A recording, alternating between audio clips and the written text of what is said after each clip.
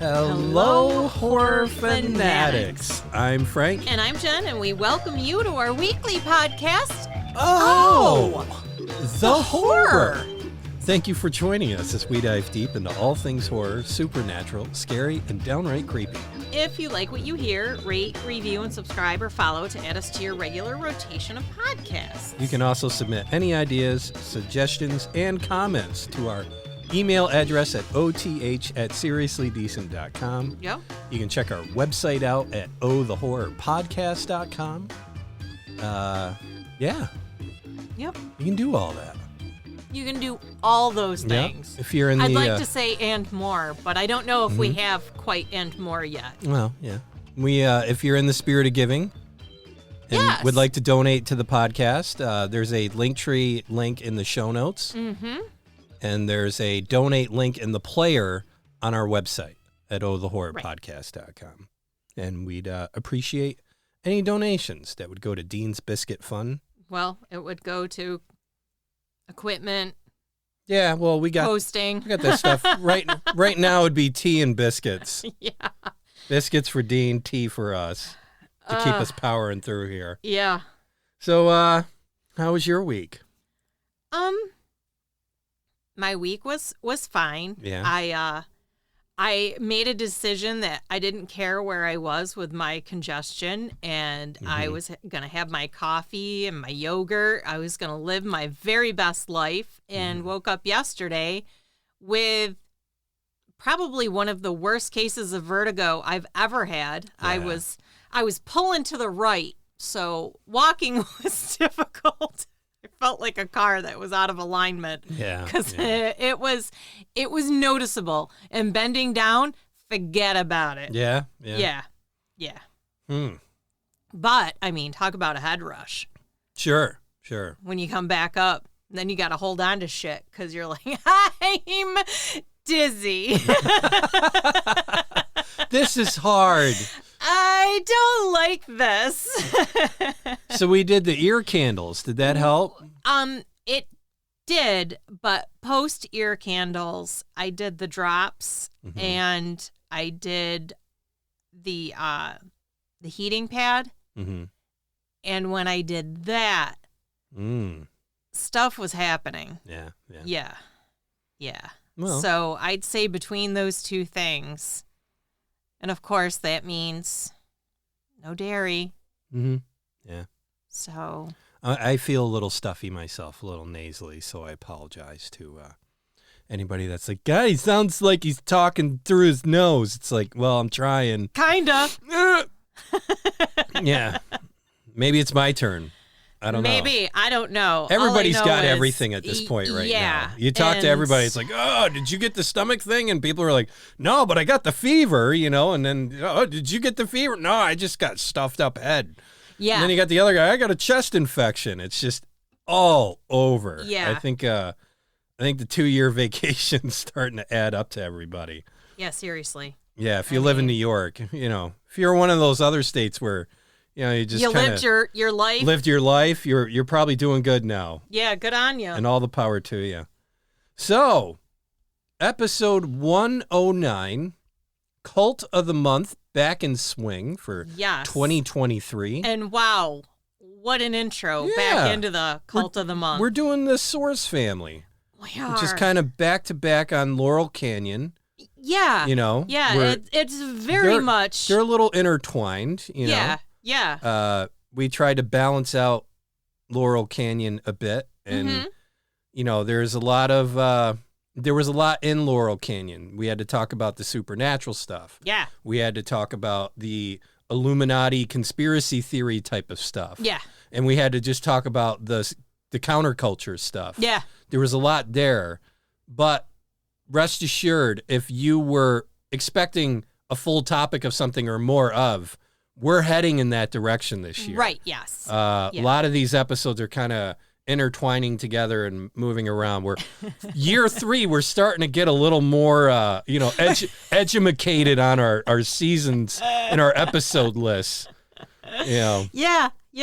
Yeah. Year one was, why don't we just do this stuff? Because we just want to do it. Yeah. Then the second one was, why don't we do this stuff? Because now people are asking for episodes and blah, blah, blah. Now this one, we're like, you know what? Maybe we should kind of interlink these together a bit. Maybe we should have episodes that just kind of like introduce topics that we can expand on in further episodes. Yeah. We do pretty good with some cross-contamination of episodes. We do. We do. Yeah. So the Source family, interesting deal here. I knew of the Source family, but I didn't know much, I didn't have a whole lot of deep details on it until I started looking into this. My knowledge was the Source. Mm-hmm. Just knowing those two words being associated with a cult. Yeah, yeah. And then having to dive in and then getting into it, it was like, holy shit. Yeah, yeah. Again, this is one of those cults that was in the late 60s, early 70s. Mm-hmm. We'll elaborate on that a little later. We will. But what do you got for sources this time around? Independent.co.uk, Source Family Cult interview Isis Aquarius. Interviewmagazine.com, the Source Family, and the Source Family documentary that we watched last night. Yes. The Source Family documentary I have. There's this culteducation.com site that I found that I've been kind of, moping around, checking things out. It's pretty cool because they get into everything. Mm-hmm. I got to actually bring it over to you because this basically means that, like, cult isn't stopping, period. No. So for those of you that are loving Cult of the Month, I tapped into, like, the mega stash of cults. You got the mega source? Oh, I got Bible-based, commercial, business-based. Nice. Channeling groups, hate groups, human potential, Islamic, Jewish, Neo-Eastern, New Age, political, satanic, sci-fi, UFO, therapy and counseling, and then there's like a whole nother one that's just like other, it's it's none of those things, or all of those things. So it's to say the pile got deeper is the understatement of the year. And then there was another one that was a like a radio station. It's for Southern California, so for those of you over there might be familiar with this radio station, 89.3 FM KPCC. And they did a kind of like an 8-minute blurb, and then it was written out of the Source family. And they were kind of talking about the documentary. The documentary seems to house quite a bit. And the reason for that is because they filmed and recorded everything. Well, turns out this Isis Aquarian chick, she was dubbed the family historian. Yeah. So as soon as she became a part of this, she documented everything with photo, with camera. She made scrapbooks. Yeah. She's got all kinds of shit. And I'm betting at some point there will be plans to publish what she's got because she's the cog. She's the keeper of the goods. Yeah, yeah. So my independent.co.uk is an interview with Isis Aquarian about the documentary. And I don't know if you noticed, but Isis was one of the producers for the doc. Yeah. So. No, and just before we get into this, basically everybody in the family, the Source family, changed their names to something else. Yes. And the last name was Aquarian. Right. So any names that do get rattled off on this, yes, we're leaving the last names off on this. So there's Isis and, it's Isis Aquarian, Sunflower Aquarian, Floby, and Electricity. Electricity, yeah. One guy was Orbit. Orbit, and his wife was Electra, and she's like, yeah, it was great. And he goes, yeah, you got a good name. Yeah. I was hoping watching it that there'd be like a little kind of humorous Seven Dwarfs thing where one would be like Backache Aquarius and one would be like, God, it was weird. Left Foot Aquarius because he's got 2 left feet and walks in a circle, It's weird. Well, it's a cult. Yeah. Weird. Yeah. Weird that a cult would be weird. It's strange. A little bit. Yeah. So, in 1969, a pioneering health food restaurant, The Source, opened on the Sunset Strip in Los Angeles, and it quickly became a Hollywood hotspot, attracting the likes of Steve McQueen, Goldie Hawn, Marlon Brando, Joni Mitchell, John Lennon, all to their famous patio. Woody Allen poked fun at their vegan menu in Annie Hall, ordering alfalfa sprouts and a plate of mashed yeast. But a dedication to clean living was hardly the most radical thing about The Source. And I'm going to hard stop for a second. The clean living really only applies to their diet, food. Their food, That's it. Well, and this is where, we get into the debunking of cults a lot, too, because... What you'll hear a lot with cults, they were the first to do this. This person was the first to do that. They were the first to do this. And I'm sorry, but California is the geniuses of this. We were the first to create a healthy living restaurant. Wrong. The first, this is where you get me who digs into the deep. Yes. The first vegetarian and healthy restaurant was in New York, by the way. I don't know if it was New York City or whatever. But you know how, all right, so this is late 60s. They were saying they were the first to do this. 1885. Almost there, Source. Almost there. But not quite. And it was called Vegetarian Restaurant Number 1. Because they're groundbreakers. Yeah. They're number 1. And I think it actually became a chain, and they had store number 2, 3, whatever. But yeah. Off the bat. And I know somewhere in the Northeast, I believe it's called Moosewood or something like that. They were also a huge vegetarian, vegan, so much so they have cookbooks from their restaurant. Yeah. No, but I had to do a hard stop there because, of course, it's whenever you get into these leaders, gurus, everything, he was the first to do this. No, he wasn't. No, not even close. Not even a little. Almost 100 years off. But anyhow. Whatever. Yeah. But what really attracted diners was the fact that it was owned and run by a glamorous new age cult known as the Source family. I'm going to hard stop there for a second. We're going to do a lot of hard stops here. Because really, I'm going to tell you what attracted most diners. Yeah. The fact that they could be sitting next to Joni Mitchell or Goldie Hawn or Steve McQueen. Yeah. That was your draw. It had nothing to do with the fact that you had this weird-ass fucking guy and his lackeys, his minions. We'll just call him his minions. Well, and even then, it was in the earliest stages of it. Yes, so it was. You have this point where we're just going to call him the father.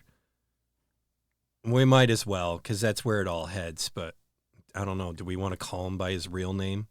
I mean, we'll get there. He's like Apollo Creed. I mean, there's Father Yod, there's Yahweh, but original. All right, we'll give the credit to where it is. I get to it in a second. But he was born. He had this upbringing. He had a life. He had a couple wives, some families. Yeah. Which, if you're going to call yourself father and you're going to be the father of all these Aquarians, why didn't you try being a father to your actual children? Yeah. So, it's not like you didn't have a wife or wives. It's not like you didn't have a child or children. He had 2 wives and 4 kids. No, he had a family out in Ohio that he just ditched and went to Sunset, California. Yeah. I mean, we're just going to go with this right off the snap. He was awarded the Silver Star for being in the Marine Corps during World War II. And, however, the Corps does not carry his name in its official listing of Silver Star recipients. Yeah, there were a lot of claims. No, this is the whole thing with these leaders. he said he became an expert in jiu-jitsu. He moved to California to be a Hollywood stuntman. He was influenced basically by what they call the Nature Boys. And this is when he starts making his transition stuff. This is after he left his family in Ohio and all that. And it's this Los Angeles group of beats who lived a natural lifestyle, vegetarian diets, lived according to nature's law. This very organic thing he's getting into. So he starts studying philosophy and religion and these esoteric spiritual teachings. And they even said he became a Vedantic monk at some point. That's still a little sketchy. But here's where it turned into high gear. He started following Yogi Bhajan, who was like the guru of gurus. And he started following these other spiritual leaders.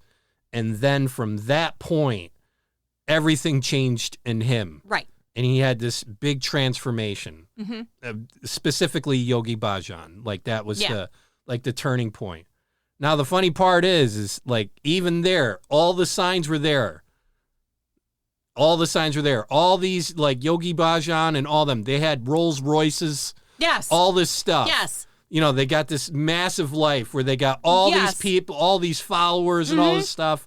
And they're telling them, get rid of all your belongings. Let go. Get rid of all your earthly possessions. Meanwhile, they're living in practical castles. With Rolls Royces. Didn't from, if I'm remembering correctly from the doc, didn't he have like a garage full of Rolls Royces? Like it wasn't just one? That's eventually where it turned out to. But this changed in him. And then all of a sudden, 6 months later, 6 months, folks, no internet, no nothing, just talking to people. Yeah. Under the tutelage of things. All of a sudden, he's a guru. And, and basically what he did is he visited all these gurus and he cherry-picked everything. From each of the gurus. The things he liked from each of them. The things he liked, so he had this mixed new age. It was a mixed bag, man. Yeah, it was a mixed new age thing. And this is where they started creating the family. And basically it was around these restaurants and it became the other restaurants he was having a problem with. Yeah, he failed at all of them except this one. This one, the Source. Yes. And the Source, again, like you said, everybody was going to it. Everybody who was everybody on the Sunset Strip. Yeah. They weren't going there for him. No. They weren't going, it was the weird thing, but that was the thing, is the restaurant was the gateway to get to the cult. Yes. So you wanted to go and eat where and if you became a member Steve of the McQueen cult, was eating and all these others. You would work at the restaurant. Yeah. And then you'd work at the restaurant, get a part of the group, and then it was all of a sudden you would meet this guy and all of them were like, I met him and flames came out of his butt. God. And, just it was electricity out of his lightning ears. bolts coming out of his ears. There was this and white light that surrounded him. Whatever. No, and here's the thing is, so now what you have in this time period is LSD. You just can't ignore it. No. It's not just LSD. It's the LSD. It's mushrooms. It's pot. They were doing all the drugs. Yeah, and everybody could say back then, "Oh, those are shit drugs." I remember one guy telling me, it was this old hippie when I was growing up in like my 20s and stuff, and he goes, look, this is how it worked. He goes, the weed we smoked then was shit. The weed you smoke now is insane. Right. He goes, the acid we did back then was off the fucking charts. Right. The acid you do now is shit. Right. Like it was the inverse of all that. And that's what people don't understand today. Like even if you did acid in the last 20 years, you were getting maybe 10 to 20% of the trip that those guys were getting back then. Right. And that's where, I was telling you last night when we were watching the documentary, it's like, there's not a coincidence. It's not just a coincidence that all of these guru type new age cults were from the 60s into the 70s, especially 65 to 75. Yeah. There's that's not just a coincidence that happened. Yeah. The acid and shit that they were on was definitely putting this into a bit. So now you've got basically a bunch of people that don't have any kind of parental figure, father figure, what have you. Right. Yeah. They've gone off. They're getting all fucked up on psychedelics. Yeah. And you've got this old Santa Claus. Yeah. That is just saying all the right things. Yeah. Saying all of the hooks and putting all the lines in. And he becomes just this guru. And he's the one. And he's everything. So let's dive back in. Yeah. I got a quote from Miss Isis Aquarian. Mm-hmm. We felt we were more famous than they were, meaning the celebrities. Mm-hmm. A family member, and she's the proud archivist. They came to eat at the Source because it was the in place to be. We were clean, positive, happy people, and the whole thing put you in a different state of mind, a different frequency. And they talk about that a lot, about how, you're on a different frequency. Yeah. And when you stepped onto the Source patio, everybody felt it. It was a whole other world, end quote. And the Source family was led by a charismatic long-haired guru known as Father Yod. In a previous life, it's not in a previous life, in his previous life, he was known as Jim Baker, a wealthy former U.S. Marine who served in the Second World War before moving to Hollywood to become a stuntman. A martial arts expert. I don't know. Do we have any verification that he was a martial arts expert? They brought it up in the doc, but... No, but that's biased for them. Right. That doc was made by the followers. Correct. He had once killed a man in self-defense and subsequently registered his hands as lethal weapons. Mm-hmm. Baker had a less than savory past. In addition to having abandoned 2 marriages, he was also said to have been involved in a number of bank robberies and to have killed 2 men in separate incidents, apparently in self-defense. He left the name Jim Baker behind after becoming fascinated with esoteric spiritualism and soon made himself the patriarch of a commune of about 150 young people who lived, worked, and slept together in a mansion known as the Mother House in the Los Feliz neighborhood of Los Angeles. They supported themselves with the profits generated by their restaurant, which at its early 70s peak was bringing in $10,000 a day. Yeah. He also had begun to attract a circle of attractive men and women, many of whom would eventually become members of the Source family, a commune led by Baker that mixed teachings with a variety of belief systems ranging from theosophy and tantrism to Kundalini and astrology. Isis Aquarian was one of Father Yod's 14 wives. And from the moment she joined the family in 1972, she set about creating and maintaining scrapbooks which recorded their activities along with Father Yod's teachings. So what we got to do a hard stop there is they didn't just start off with 14 wives. No, he started out with one wife. This is where we're going to get into the hooks of the cult stuff. Mm-hmm. So what it does is he's got this restaurant, things are working out, people want to be a part of it. They get this little family thing going on. Mm-hmm. And then people want more and more of it. Right. Yes. You go to the restaurant, you go for the stars, then you find out this back end thing. Right. And you either got 1 or 2 people. You got the ones that are like, this is fucked up. Right. I'm going. Or you got the others that are like, oh, what's this about? Maybe this is the answer to all my problems. This is what I've been searching for. This is what I've been searching for, and I didn't even know I was searching for anything. And so they get, especially when they get the house, basically the proclamation there was, get rid of everything. Yes. Sell everything. Get rid of everything. And all the money that you got rid of goes towards the house. Yes. Because instead of all of us, this is communal living. Mm-hmm. All of us, instead of all of us suffering, what about we all get together and we pool our resources together. Correct. And live this elevated life that we want to achieve. And on paper, that looks amazing. Sounds awesome. But now the funny part is, and it was so funny seeing it in the doc, this dude was never around an ugly chick once. There was never an ugly chick near him. No. So it's funny how it's just beautiful women that are here. Yeah. And dudes. Yeah. And the dudes were even crazier to some degree because they felt like they were getting something out of that. Yeah. So your first warning sign there should have been, there's not an ugly person here, especially a chick. Yeah, to be found. No ugly women around at all. No. So now he marries this one person. Robin. Yep. Who was his first wife. And they have a son. No. They don't have any kids. No, I mean they're hanging out and all that and they're married. Yeah. But they eventually have a son, but he comes out before all that, and he has these commandments. It's the typical thing, the commandments. I always got to laugh at that. We're something different, but we're going to have commandments. Yes. Where'd you get that fucking idea from? Yeah. It's unreal. So they have these commandments. They're doing meditation. They end up having bands playing over there, and music's a big deal. Yeah. And they're doing music, which, by the way, if you look into it, I mean, their albums are like super, super rare. Yeah, but the band they're were terrible. Seriously just members of the Source family who felt they could play instruments. Yeah. Including Father Yah. No, and if you're on something, it'd probably sound cool.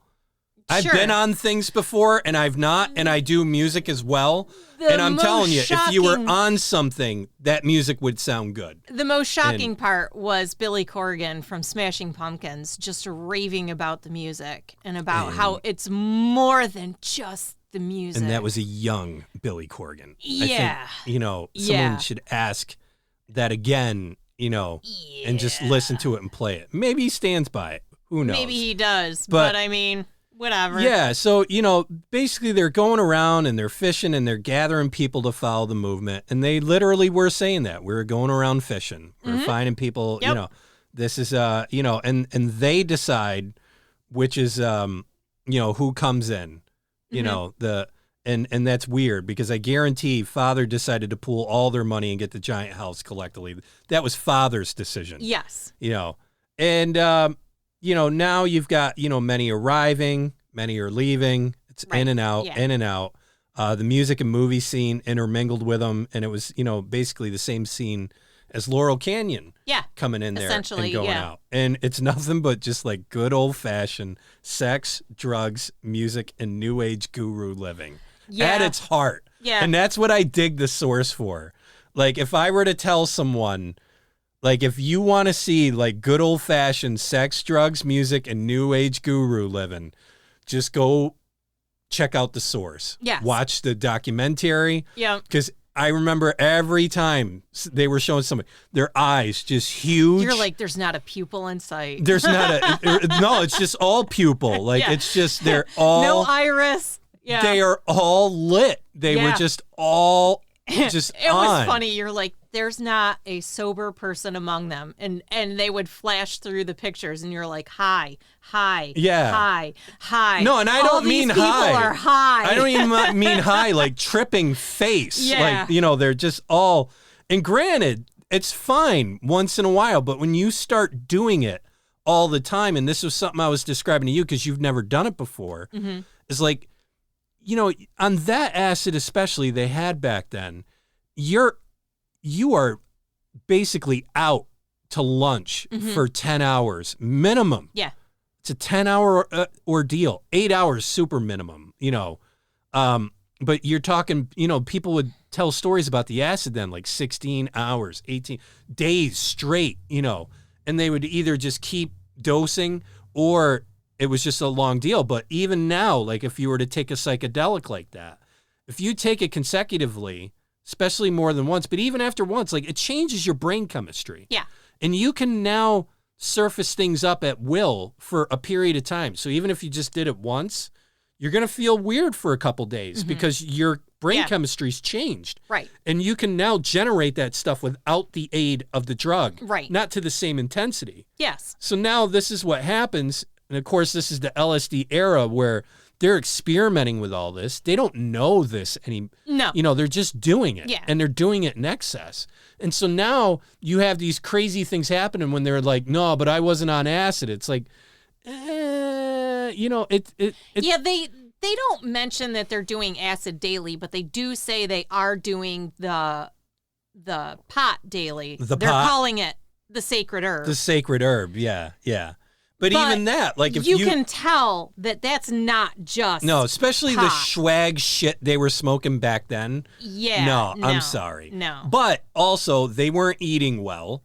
They were eating scraps of like basically vegetables and things like that, trying to eat clean. You only ate raw food and you had to eat like it within 15 15 minutes of cutting it. Otherwise, the life essence is out of the food. And what's the point at that point? And then you got no dragon spirit. No.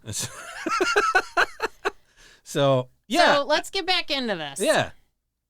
So Isis, who's now 80, teamed up with a Brooklyn-based indie label, Sacred Bones Records, to launch a Kickstarter fundraising campaign with the intention of publishing the exhaustive archives as the Source family scrapbook. Her quote, "We were daring, we were beautiful, we were darlings of LA." She says, "Jim Baker, Father Yod, is larger than life to begin with. He was then, and he still is, apparently, so these scrapbooks will be very interesting to a lot of people," end quote. We'll see. Yeah. Baker was, to say the least, a complicated character. At one point, he had his 14 spiritual wives, most of whom were teenagers. Yeah. But while he undeniably demanded a certain dedication among his followers, he was a tyrannical leader, and Demopolis in Will's documentary neither demonizes him nor shies away from his more controversial behavior. Quote, "My opinion of Father Yod is that he was not a charlatan," says Will, who spent 6 years interviewing more than 40 former Source family members for the film. "He had charlatan aspects to him, but Father Yod fits squarely into what the scholar Robert Elwood would call the Magus tradition. The Magus is not a saint. He's not even really a seer or a prophet, but he's kind of an initiator. He serves as this figure who has more access to other realms than others. I don't think so.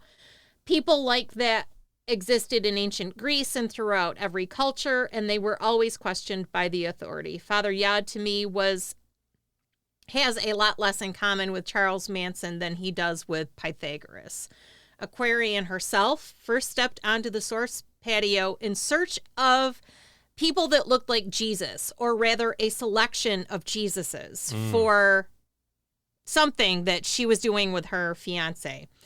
Then still known as Charlene Peters, she was a former beauty queen and White House social aide who at the time was engaged to Ron Raffaelli, a rock and roll photographer famed for his pictures of Jimi Hendrix, Led Zeppelin, and The Doors.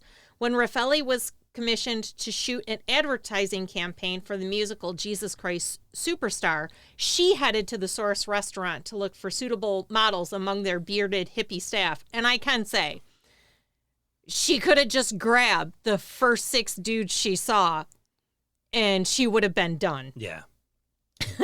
She had known Jim Baker through his first wife, Dora, but says she barely recognized him when he appeared on the patio. Quote, "He came out looking like Moses," she said. "He was no longer Jim. It was an instant connection. I don't want to get too foo-foo, but when we met, I remembered making commitments to each other before incarnating into our present lives. I knew this was our time," end quote. So within 2 days, Aquarian had left her old life behind and was living with the family. 2 fucking days. Yeah. Helping them photograph and document their first natural home birth. That was the birth of Solomon. Mm-hmm. "I turned on a dime," she remembers. "I went back to the studio, got cameras, and told Ron I was leaving. I actually asked him to come with me, but he wanted nothing to do with it. He thought I'll give her a couple of weeks and she'll be back. That didn't happen. I started archiving right away. It was too awesome not to, and nobody was doing it," end quote. According to Aquarian, life on the commune was idyllic. "The mother house was amazing," she says. "It was a beautiful 3-story mansion with a huge swimming pool, and here were 60 to 70 people running around nude or in flowing robes. It was like we were of another era, another age. They believed that as a group, they had lived many lives together and spent their time revisiting past incarnation under Father Yod's instructions. We were getting metaphysical teachings and living a metaphysical life," says Aquarian. "We went through periods of experiencing life as American Indians or Egyptians, and he allowed us to really delve into those carnations. We got to reconnect with all of that. It just became normal." So with all of that in mind, you don't think for a second acid was involved in that? They thought they were Native American Indians, and they thought they were Egyptians. Yeah. No, and I mean, that's the thing is, like, you can't deny the use of psychedelics through these mid-60s, late 70s, or, mid-70s cults. I mean, like, you just can't deny it. And part of the experiment with it, even if somebody was there and said, I didn't actually ingest acid. It's like, you don't know. They had it in no liquid. idea. They were dosing people left and right. It could have been on apples. It could have been anything, on anything. Anything. Maybe there's a rule that's why the food couldn't last for 15 more, 15 minutes. Yeah. I mean, you had to have it as soon as it was Yeah, cut. you got to start doing the math here. And it's like, so you have these people, I'm going to go back to what I was saying a little bit. It's like, these people are not eating a lot. No. And you have a strong desire to have a spiritual connection. Yes. Everybody is wanting this. They're starving for it one way or another. So now what happens is everything becomes a psychedelic experience. Correct. Everything you're in. And I mean, honestly, when they sit there and they're like, life was great. Of course it was great. Yeah. You did nothing all day except perform some light work in a restaurant between all of yous. Right. Smoke weed, dose on some LSD, and meditate all day. Yeah. And have sex. Yeah, that's it. That's it. That was the day. That was the agenda. That's all you're doing. Monday, Tuesday, Wednesday, Thursday, Friday, I mean, just like unreal. And I mean, there's something here that no one just comes out of the bag. It's, again, like these cults came and went during the 60s and 70s. Yeah. Right in line with the LSD era. Mm-hmm. And it changes your chemistry. Once you experience something, you can recreate it. And especially if you're under the influence of it many times. Yeah. And then this is where the wheels start going off. They start losing their inhibitions. And this is when he breaks his own commandment. He wants multiple wives. Yes. And they're all young. Yes. Dude's 50 years old at this point. Yeah. 50. And he's marrying 14-year-olds and 15-year-olds and 16-year-olds. And his wife, Robin. Yeah. Who they started this cult together. And she was 19 at the time. Yeah. And he was 40-something. Yeah. So they talk about how he made, and she told him, she's like, you're playing God. She's like, you're not even paying attention to your own teachings. Yeah. She's like, you're just an old man who wants to play just a dirty old man. Dirty old man who wants to play at having sex with these beautiful young women that are under some sort of spell under you. Well, and that's where you get into the psychological maze that everyone's in here. Mm-hmm. So he clearly had mommy issues. Clearly. Mm-hmm. I mean, he needed all this constant validation of women around him. Yes. That's mommy issues to the frickin' core. Yes. So you have that. Mm-hmm. You mix this in with a group of people that need paternal direction. Correct. I'm not saying dad, mother, anything, all of it. Yeah. And now you add drugs, especially psychedelics, and boom. Yes. You've got this whole thing moving fast. And now what you got is people that are in it to win it. Mm-hmm. And you got these other ones like his first wife that are like, whoa. I was all cool until you started. Now you're breaking your own commandment. Now you're doing just whatever making you want. Stuff up. Yeah. So now you have a leader that needs followers, and you have followers that need a leader. Yes. This is how all ideas go wrong throughout history, whether you're talking about governments, cults, societies, all in one, movements. And then on top of it, you clearly have a leader that is mental. Yes. I mean, just totally mental. Yes. So now the problem is in this house that they had is the people nearby were having a problem with all of them there. Yeah. Because there's like 140 people living at this house. Yeah. And they're all just, there's no rules. There's no nothing, and then the problem is you had the whole Charles Manson shit going on. Yes, and they got associated got associated with that. So they ran them out of the house. Mm-hmm. So what they do, they go and they get a 3-bedroom, 3-bathroom home, and they call it Father House. Yeah. Housed Same number of people. Housed 140 people. And they build a music studio in the garage. Yep. They take $30,000 out back in the 70s. Yes. Late 60s and 70s, $30,000. And they outfitted the garage. Yeah, made they it a outfitted studio. the garage. They made it a studio. He's got himself a Rolls Royce. He's officially a guru now. Yeah. He's made it. He's made it. So the Commune House Band was originally known as Father Yod and the Spirit of 76, and later as Yahovah 13. They recorded more than 60 albums in 1973 and 74, evolving from straightforward folk rock into what Father Yod called spontaneous music. A sort of improvised psychedelia, hard stop. Yeah. They were playing the music. And you could tell there were members who actually did know how to play the instrument they were like on. anything. Yeah. And then there was Father Yod, who would come in, and he was banging on the huge drum. What is it, a timpani?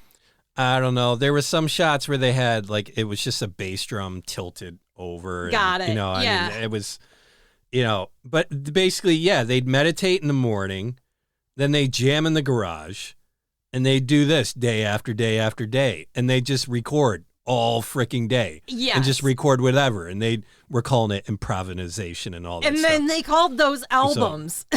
So, then what they do is they start going out to all these record labels. Yeah. And the record labels are turning them down. They're like, no, thank you. So you'd think you'd quit at this point, right? No, not the family. No. No, you start playing at high schools. They toured high schools. Colleges. And folks, this is on video. It is. It's on the documentary. And how awkward that looked. Like, you saw the kids looking at him like, these guys are fucking And you can out. just hear him doing his rants. Yeah. Like, he's just going off. Yeah. And they're like, what is happening? Yeah. Why are they here? And so at this point, now he's, this is where you're in full, I'm not going to say full cult mode yet, but he's gaining big speed. And this is the point where he's arranging relationships now. It's not the freedom of, hey, I like this person, blah, blah, blah. No, this person's good for you. Yeah. This person's good for you. And they actually called this sexual magic. Yeah. And this came from Aleister Crowley. So now this is the Crowley parties mixing into the cult. And so now this is where we're really starting to peg into super cult mode. Because this is the steps where it happens every time. Now the diehard members are going to tell you that the orgies weren't about sex. They were having these orgies. Yeah. And this is where the it was about releasing your power, Frank. No, this is where the black magic comes into play. And most of the members are leaving at this point. Yes. This is where they start seeing, finally, the crazy. Yes. And now this is where a cult shifts into a new gear, because now it's time to call yourself God. And the reason why is because your base now is 100% convinced you're God. And all he the other declares himself God. And all the other but I'm saying this is the recipe, and I'm not even saying they have to do this on purpose. Yeah. What I've noticed doing these cults is there's this inertia, this movement, this force that starts moving, and you can't stop it because the leader can't get enough validation. Yeah. It's an empty well. Yeah. And you can just pour validation after validation after validation in it. And his well's empty, his or her well is empty all the time. It's forever empty. And you have these followers that are trying to fill that well because they need to release validation. Right.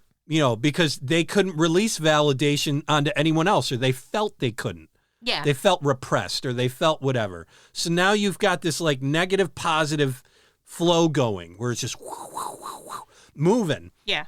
And now you start doing the orgy stuff. You've gotten rid of all the people that'll question you. Yes. They're all gone now. Yes. So now you've got the people that think you're God. You so just got the guess all-winners. What? You're God now. Yep. This is what happens. And at this point, this is when Armageddon's starting to get into the whole dialect of them. This is where the doomsday stuff starts, and the city can't even fucking stand them again. Yeah. And they drive them out. Yep. And so this is where they segue over to Hawaii.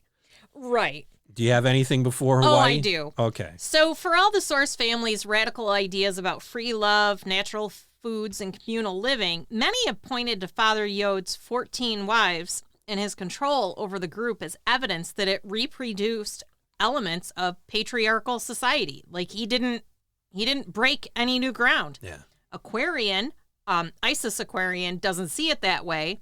Quote, "We were the mothers of the family," she argues. "We were the buffer between him and the rest of the family. He got to enjoy the family and they got to enjoy him, and we took care of all the in-between. One of his main objectives was bringing back the matriarchy and respect for women." End quote. Hard stop. I don't think she really understands what she just said, because I'm not sure how she's not seeing this as just more subjugation of women. Yeah. being reduced to simply domestics whose male figure gets to boink whoever he wants, whenever he wants, and simply need, he just simply needs to fuck and think up some more drivel to keep him happy and keep them all in line, and they're like buying it, hook, line, and sinker.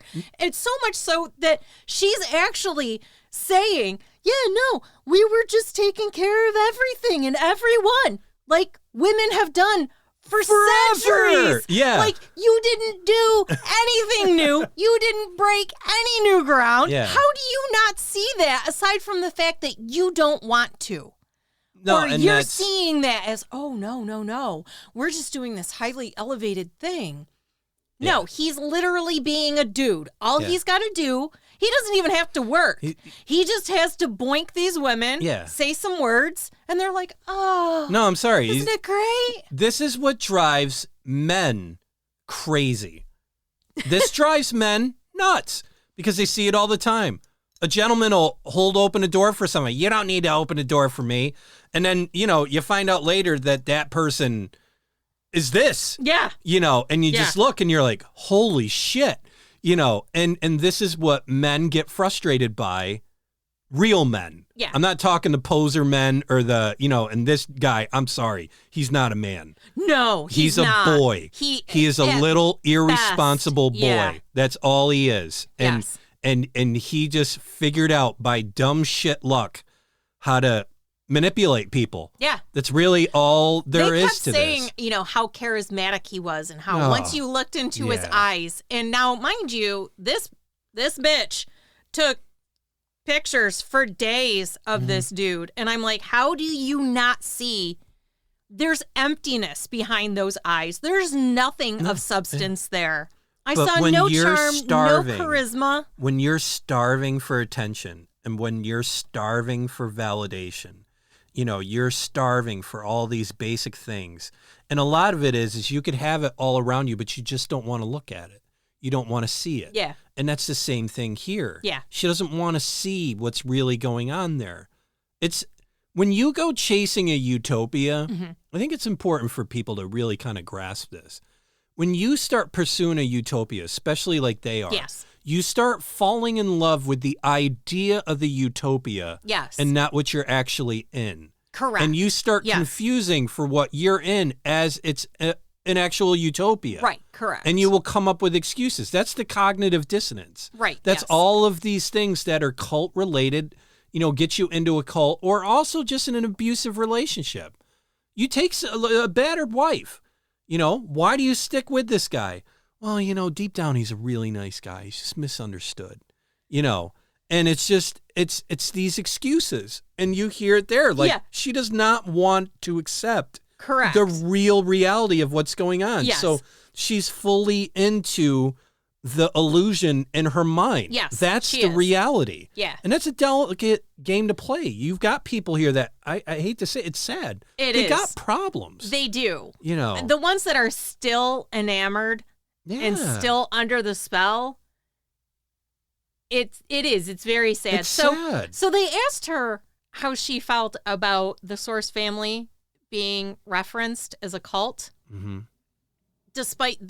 And she says she's not troubled by it, despite the term's negative many connotations, because, quote, I don't really have an issue with it, she says. To me, a cult is just one's culture or way of life or belief. Charles Manson brought that term to wider attention because the press needed a buzzword when he came into the picture, and that ruined it for everybody. Hard stop. No, it's not. Yeah. No, it's not. So I went on a little rant here myself. Seriously? Her fiance, Raffaele, dodged a serious bullet. Oh, yeah. He should be thanking his lucky stars and counting his blessings every day that he didn't end up married to this wackadoo. Mm-hmm. She has zero grasp of reality in the real world and clearly does not understand what a cult is. And she still seems to be very much under the spell of Yad. And in the documentary, she is. Yeah, you see it. She is. Yeah, it like listening to the ones that are still hooked on him, it's that typical droid behavior of a follower of a cult. Yeah. It's just, you could see it. It's the tone of the voice.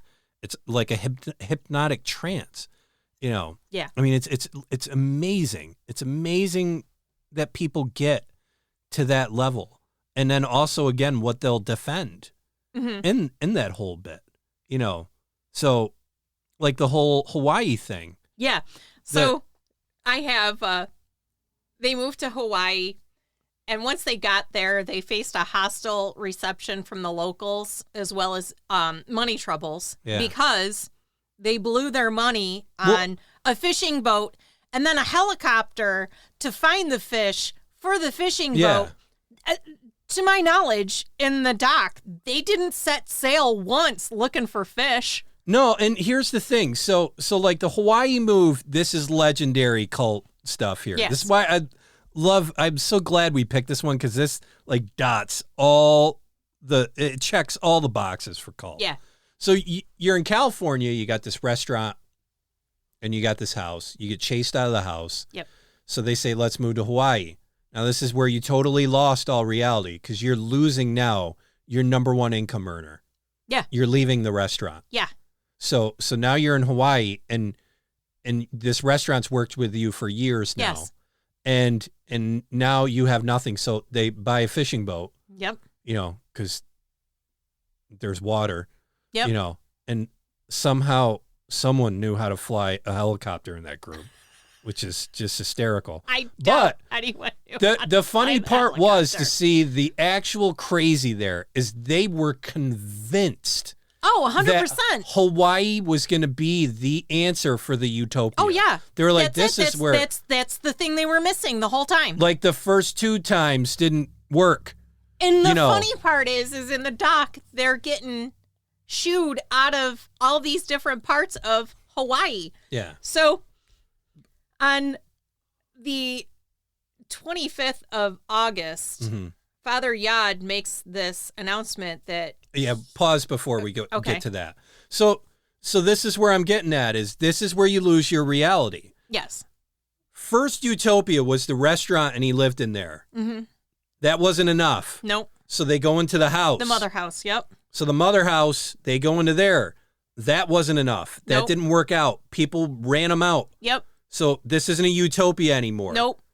Go to Father House. Go to Father House. Oh, this is it. This is going to be the utopia. Now we got our band. You know, we got our band. We got, the house, and we are fully committed into this. Yep. There's no hesitant, nothing. Nope. No. Nope. Now we got to leave. We're getting run out of here. Yeah. Even though we've already know he's a god. Yep. All this other stuff, we gotten rid of all the riffraff. Yep. There's no undecided folks here. Everybody's committed. Yep. 100%. So now we go to Hawaii, the fourth option. This is going to be the utopia. It's like you just want to go walk up to somebody and just smack them on the side of the head and say, you do realize you failed 3 times already. Exactly. Not just kind of fail, like flat out failed. Yes. And so now they're in Hawaii. Yep. And these other, Hawaii didn't want them at all. Father wants to explain on TV. Yes. Is this where you're at here? No. So Father wants to, you're on the, Yep. Yeah. So, all right, hold on. We're doing visuals here. Yeah. So Father wants to explain on TV, Father Yod, about their group and how they're not a Manson group. Yeah. Because everybody's like, oh, it's just a Manson group. Yeah. And so he attempts to get to this. I don't know exactly if he made it on TV or not, but eventually shots are fired at the house. Yes. And now Father's at war because they have Armageddon tendencies going out there, And so now what you got, I think, is the most laughable situation possible. It's hysterical. What you have now is a war situation in Hawaii. Yeah. And you have hippies that dodged the draft for Vietnam. Yeah. And now they're standing guard at the house with guns. Yeah. And I'm going to repeat that for a second because it bears repeating. Yeah. You have hippie draft dodgers that say the war is bullshit and won't fight even remotely for the country at all. Yeah. Nothing. I'm not saying whether Vietnam was good or bad, but I'm explaining the tone that you have these anti-war people that walked around and did marches all over California, all over the university campuses, all over the place. And now they're standing guard at this house with weapons, with guns. And so here we are, another failed New Age commune, drug, sex commune cult. Yeah. So where does this end? It ends, they take a bunch of mushrooms, and Father Yod comes out and says, hey, guess what? I want to go hang gliding. I'm not God. Yeah. You skip that part. Yeah. He just sits there, he's, I'm not God. I'm just a dude. Yeah. You know? And they're like, no, don't say that. Yeah. No, don't say that. Please don't, because he's like, I'm not God. You're gonna make me regret the last 3 to 4 fucking years that I just did all of this shit for. And he's saying these things like, there's nothing more I can tell you or teach you. It's the most hysterical part. I'm just a man. And they're like, no, don't say that. Don't say that. It's so hysterical. Shh. All this crap goes on. It was amazing. It's a mess. And he just takes a bunch of shrooms and he's like, hey, man, guess what? I'm not God. I'm just a man. I'm just a dude. I'm just a guy. Yep. So... He says he wants to go hang gliding. Yeah. And you can even hear in the video, he's like, or in the doc, he's like, yeah, I know, I don't know how to do it. Yeah. No lessons. So on the 25th of August, 1975, Father Yod announced that he was going hang gliding, despite having never done so. Well, he knows what he's going to do. And he leapt off a 1,300-foot cliff on the eastern shore of Oahu. Crash landed on a beach. He crashed. Yeah. Really? And died. Shocker. 9 hours later. Weird that this highly enlightened being would essentially swan dive to his death. Also weird that not one person in this commune who all adore him and think he's God, not one of them said, maybe hang gliding isn't such a good idea. Yeah. But if you really want to do it, maybe you should at least take a class or read about the mechanics of it before taking that leap. And I'm sure for him it was a leap of faith, but the Source family subsequently unraveled. After his death, their legacy in music, again, was preserved. I don't know if that's preserved necessarily a good thing, but then he's asking, because his 13 or 14, however fucking many wives he had, were hanging around him, and he's like, geez, do you think I should go to the hospital? And they're like, well, I mean, you can, but it does go against your beliefs and your teachings. So he's like, okay, I guess I won't go. So I mean, he dies. They leave him there for 3 days. 3 days. Because, his spirit has to, leave his body and travel and do its journey. I thought it was 15 minutes for food. It's longer for bodies? Apparently. Okay. I'm just trying to get it all straight. They finally call in, hey, we've got a dead body here. Yeah. And the Hawaiian police are like, this body has been in this house for 3 days. Yeah. They do an autopsy. They find he's got no broken bones. Yeah. He's got no internal bleeding. There's nothing to account for why he died. Yeah. Other than the fact that he gave up. He was done. Yeah. He swan dove. His intent was to die that day. And he did. Yeah. And he died in front of all of them. Yeah. And they were all devastated. Here's the funny thing I think of, because none of them were down at the beach. A native found them on the beach. Yeah. So I would find it hilarious if it was this, because this, I'm sorry, if something fits, it just kind of fits. I think, they do the moves. Nothing's working. Let's go to Hawaii. Yeah. Hawaii doesn't work. So it's funny, after the shots are fired, he does mushrooms, and all of a sudden, he comes to this declaration that he's not God. Right, then, it happens then. Yeah. It's all a little too neat, I'm just saying. Yes. So then he does this hang gliding thing, and they have it on video where he's hang gliding. Yep. But they don't show the ending of it. No, they don't show where he doinks. So he probably, who's to say he just landed and was laying there, and a native found him? Yeah. And this guy's thinking fuck, I was really hoping that would work. Yeah. I was really hoping that was going to be my get out of deal. And he probably had something else. I don't know. To poison him or, maybe. I don't know. Or maybe it is just the forces at work here, folks. Yeah. I'm just going to kind of gently shove that one out. It's funny that when we were watching it, you and I are looking at each other. We're like, this is the best part of the whole thing. When he's like, he was making his announcement. Oh, that's right. He's going to hang glide. And then you're like, no. God's like, hold my beer. Yeah. I got this.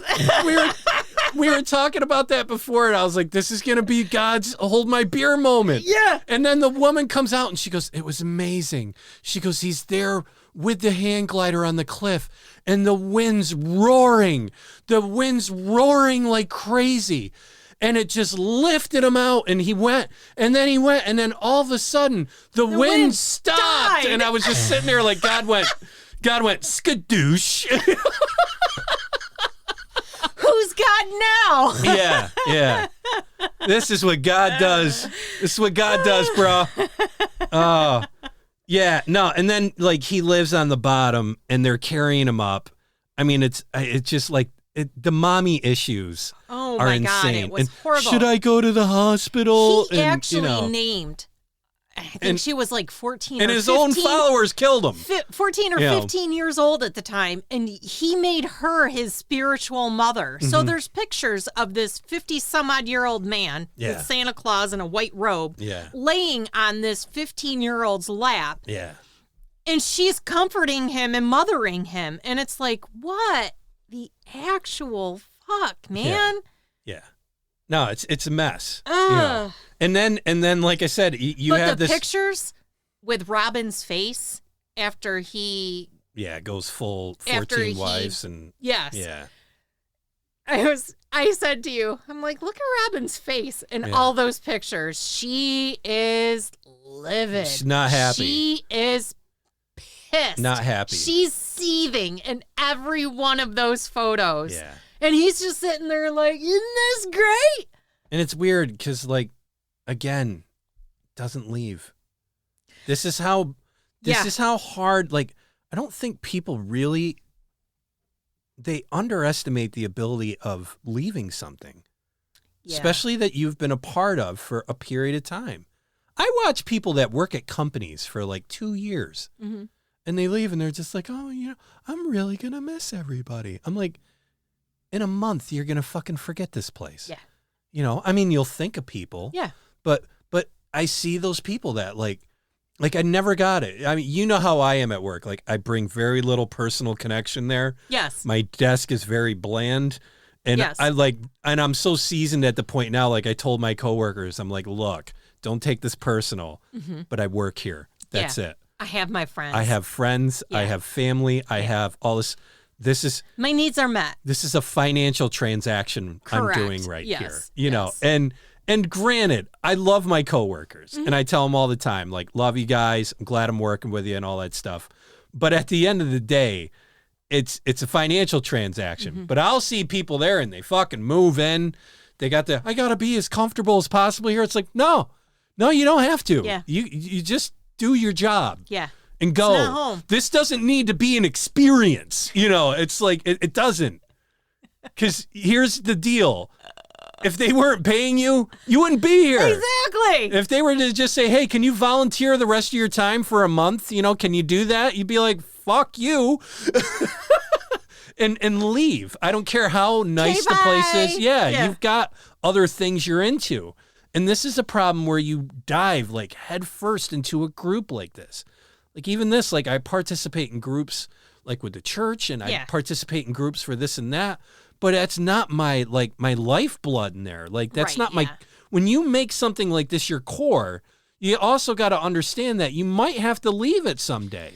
It was interesting. And that's where cults screw up. Yeah. And this is where the commune idea, the greater good of everybody on a level where you have to participate. Yeah. If you don't participate, then you start getting shoved out. And that fear for people will do it.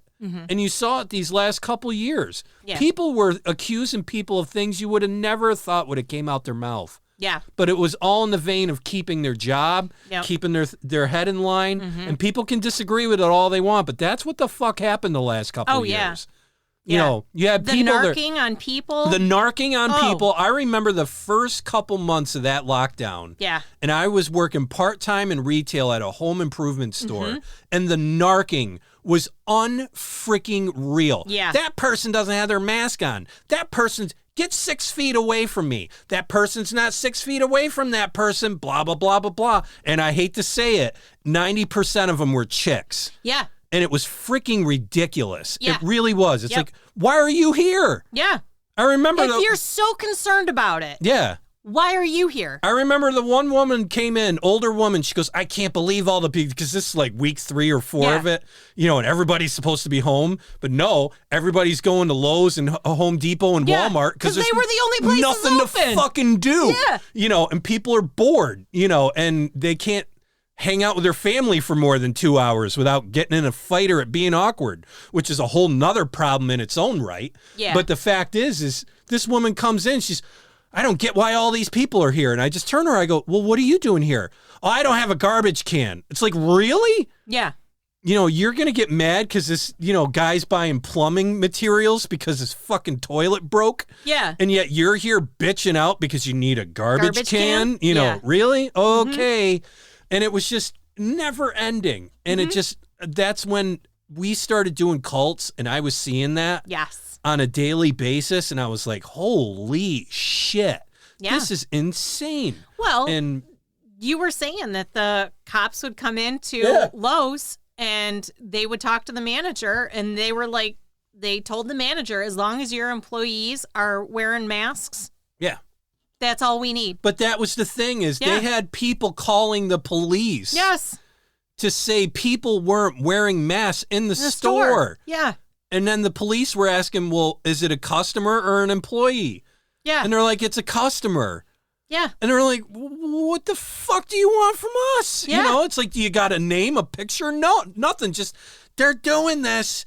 Yeah. They're doing this. The TV said they can't do this. They're doing this. Blah, blah, blah, blah, blah. You know, and it's like, holy shit. It's scary. Yeah. But for people to leave a group, you know, and that's where, I'm sorry, you saw the herd. Yes. And you saw the others. Yeah. But you saw the herd mentality. You saw it where people just didn't want to speak out. No. Nothing. Fell in. You know, just fell right in. And that's the problem with mandating something with a job. Yeah. That's where you have someone by the balls. I remember talking to my dad on the phone. I've been hesitant to talk about it on this podcast, for Christ's sakes. Yeah. It's crazy. And people got to start talking now. Yeah. Otherwise, this shit happens right here. Yeah. I remember my dad and we used to go golfing all the time, and I'd sit there and I'd say, Dad, I was like, you were in war. I'm like, maybe you can clear this up for me. You know, because my dad's been knee deep in war. And I said, I'm just trying to figure out how the Jewish community and those folks in World War II just were so compliant of getting into a truck and disappearing. Yeah. And Dad turned to me and he goes, I have no idea. This is before all this happened. Yes. He goes, I have no idea. He goes, because I mean, my dad and I are both in the DNA of ourselves. I won't do that ever. Yeah. You gun me down right in front of my house, right in front of everybody. Yeah. I don't care, but I'm going at you. Yeah. And I'm going at you with everything I got. Even if it's just my teeth and I don't have any arms or legs, I'm not stopping. Yeah. You're not putting me on there. Right. Because I know what that means. That means I'm giving in to you. Yes. And your idea and your code, everything. Right, whatever. And I sat there and then it dawned on me, I'm watching all this happen. And I remember calling my dad and I was like, Dad, I'm like, I know now. Yeah. You just got to threaten people's livelihood. Yeah. That's all this. At the end of the day. That's all a government has to do. And that changes you from being the United States versus China. Yeah. You know, and I know people are saying, that's a bit overboard. That's a bit crazy. No, it's not. No. Because, I mean, we're starting to look at it in the past now. Yeah. You know, and all of this stuff that conspiracy theorists were talking about, they weren't conspiracy theories. Now you got people that are 4 years ahead on the whole news cycle with things. You've got these Twitter files that are being released.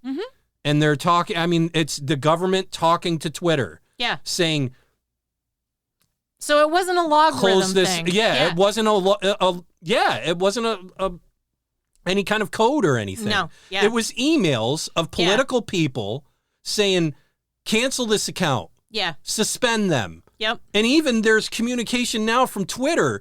Even there was a point where Twitter replied and we're like, look, we really can't do this. Like, this is going too far. Yeah. That's what it's saying on these emails. I mean, trust me, if you're not in tune with the Twitter, releases that have been coming out, you might want to just give it 5 seconds of your day. Yeah. Set the stupid TikTok down. Yeah. Set all that crap down and just look at these releases of the COVID bannings, just all the bannings that took place. And now you got to ask yourself, was it just Twitter? You're crazy if you think that. Yeah. It was Facebook. Yeah. It was TikTok. And it was our news. Yeah. Our news media. Everything. And I don't care which news you're talking about. Yeah, it was all conservative, Democrat, moderate, whatever. The news was pumping a message. And it's here now. It's out in the open. People know. And the worst part is there's a lot of people that knew this 4 years ago. 4 freaking years ago, they knew all this stuff. And now everybody else is catching up. Yeah. And the worst part is you don't have people catching up. Yeah. And that's the same thing with the Source family right here. You had people I'm just telling the audience in this regard, you're going to have people that go to the end because the thought of them doing anything else is impossible. Well, that was the saddest part of the documentary. The number of people who stayed in Hawaii and started essentially homesteads, if you will. They just took what they were doing with the Source family, created their own little homesteads. Yeah. And then there were those, and then there was, the prepper dude who is still searching. He's still searching for something. Well, and he can't exist with anyone. That's the sad part. You know, that's the sad part that people got to realize is that these people that hung on and just like kept hanging on and wouldn't release or anything, they just can't exist with anyone else. And the thing is this the Source family was done 2 years after this dude died. Exactly, yes. 2 years. Yep. They tried to do the music disbanded. thing. Yep. They tried to do, all this other stuff, and it just, no. Everybody went their separate ways. 2 years, they went their separate ways. And some people got some good success stories. And it was the people who actually left the cult, like left it. Yeah. They did well. The one guy started a software company, sold it for $60 million. Yeah. No, good for him. Yeah. And those that actually like left it behind, they did carry on. And they every did single have a good one life. of them on there, they were asking if you did it, if you were to do it over, would you do it again? And they were all like, no. Yeah. They're only ones I'm glad it went where it did, but and those are the ones that elected to speak for this thing. Yeah. That's the ones they could get to speak with this. There were ladies who were like, oh, yes, I would, like Isis Aquarian was one of them. Geez. She's like, oh, I'd do it again. Yeah. He's still talking to me. She would swallow a lit stick of dynamite just to prove her loyalty to that guy. Yeah, she would. Yeah, she's and all in. That's Which it. is unfortunate. It is. It's sad. Like, at the end of the day, it's sad. Even the stuff that's going around today, it's sad. Yeah. It's sad to see that people just don't have, because you look at movies and you look at books and stories, fictional stories, and they're all full of these hypothetical scenarios. And then there's just someone who just rises against, above the odds. And everybody's feeding for that story. And, those are some of the best stories ever made. I'm talking Lord of the Rings stuff where just the smallest of people accomplish this feat that's just way beyond capability and just the ability to wrap your head around. And those are the most like epic, moving stories ever. But then when you see it in real life, you're just like, yeah, movies are movies. Yep. Stories are stories. Stories are stories, but reality is reality. And you'll be lucky out of 100 people if you've got 1 or 2 that'll stand up. Because even there, you had people that just left. Fuck this. Yeah. And that says a lot as well. It does. There wasn't somebody that was just like, no, I'm going to end this. That's where I give Leah Remini a fucking shit ton of credit. Yeah. Not only that chick leaves, she's on a mission. Yeah. And she's not going to sleep until that thing is done. Yeah.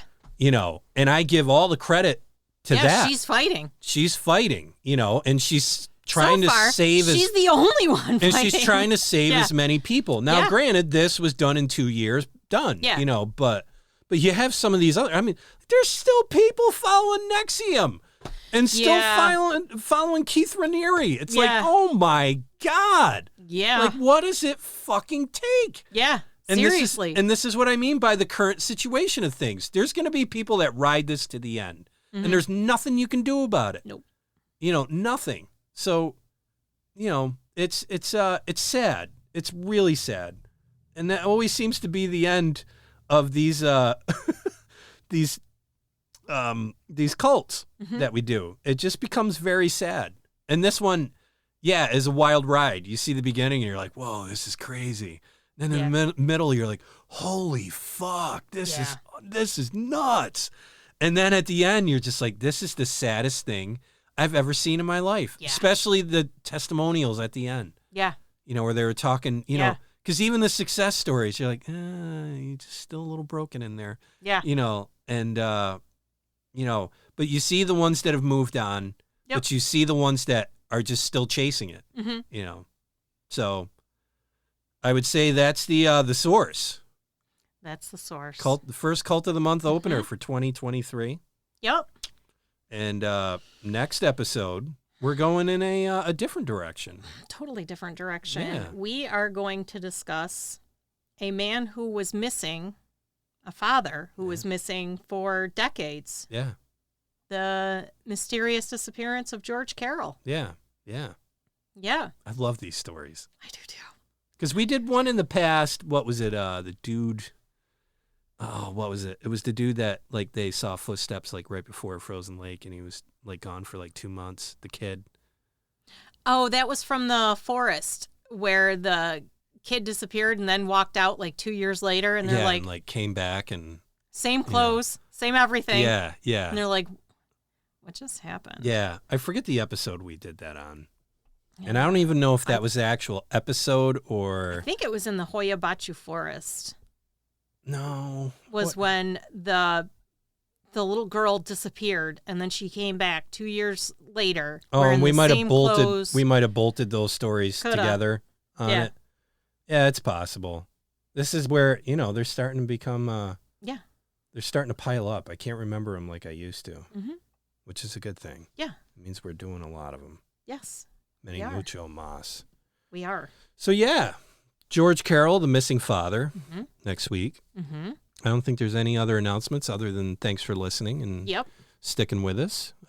If you haven't followed us or subscribed, please do. Please do. And if you happen to be on Apple, please just take a couple seconds, give us some stars. Give us 5 stars. If you're not going to give us 5 stars, we don't want anything.